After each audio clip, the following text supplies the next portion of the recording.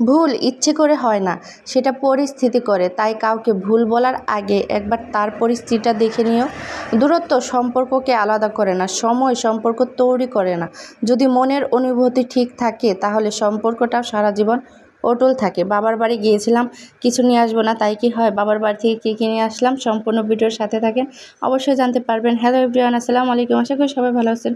আলহামদুলিল্লাহ আমি অনেক ভালো আছি। টুকটুকি বুড়ির জন্য মাছ রান্না করলাম, মানে এক পিস মাছ ভাজলাম, নানুই মাছ দিয়ে দিয়েছিল।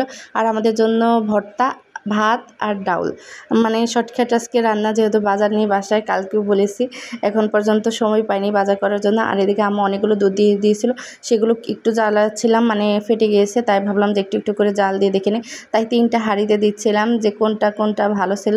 যেটা ভালো ছিল সেটা আলাদাভাবে জাল করেছি, আর যেটা নষ্ট হয়ে গেছে সেটা তো নষ্ট হয়ে গেছে।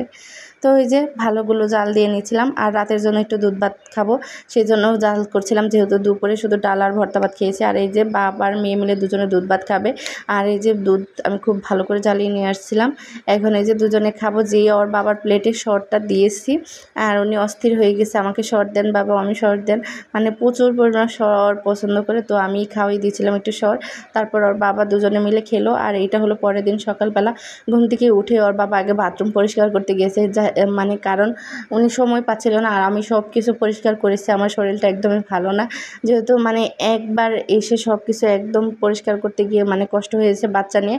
আর এদিকে বাথরুমটা অপরিষ্কার ছিল, ওর বাবা আজকে পরিষ্কার করে দিল, যে তুমি তো সব কিছু করেছো। আমার বরটা দেখেন কত ভালো, আজকে বাথরুম পরিষ্কার করে আমিই দিই, তো বলা লাগে না, উনি একা একাই দিচ্ছে। আর এটা হলো সকালবেলা আমাদের নাস্তা। ওর বাবা বন রুটি কিনে নিয়ে আসছিলো, সেটা একটু ছেঁকা দিয়ে নিচ্ছিলাম। এভাবে ছেঁকা দিয়ে চা, গরম গরম চা দিয়ে খেতে কিন্তু ভালোই লাগে, মাঝে মধ্যে আমরা খাই।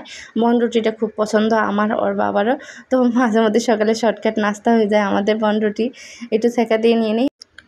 মনে হচ্ছে যে অনেক দিন পর চা খাচ্ছে, আসলে বাড়িতে যেয়ে সেরকম চা হয় নাই। আর আমাদের চা খাওয়া দেখে দেখে বাবু এখন চা খাওয়ার অভ্যাস হয়ে গেছে, ও প্রচণ্ড চা খেতে পছন্দ করে। আর এগুলো রাতের আর সকালবেলা থালা বাসন অনেক কিছু জমা ছিল, সেগুলো ধুয়ে নিলাম। আর টুকটুকি বুড়ির জন্য এই যে ডিম পোস্ট করে নিলাম। এভাবে ডিম পোস্ট করে দিলে কি ও খুব ভালো পছন্দ করে, আগে মানে ডিম সিদ্ধ খেত, এখন ইদানিং ধরে ডিম পোস্টটাই বেশি পছন্দ করে। আর এই দেখেন আমি যতই গুছাচ্ছি ততই আউজাল করতেছি, আর যখনই কিছু বলতেছি আর এই দেখেন হাসতেছে। আর এটা আমার ওন্না দিয়ে বউ সাজছে, বলতেছে মাম্মা কেমন দেখা যায়। আর এদিকে যে শ্বশুর বাড়ি আর বাপের বাড়ি মিলে কি দিল সেটা দেখাচ্ছে, এটা হলো বুড়ি। আর এই যে 3 টুকলা গোস্ত, শুধু বাপের বাড়ি থেকে না শ্বশুর বাড়ি থেকে দিয়েছে।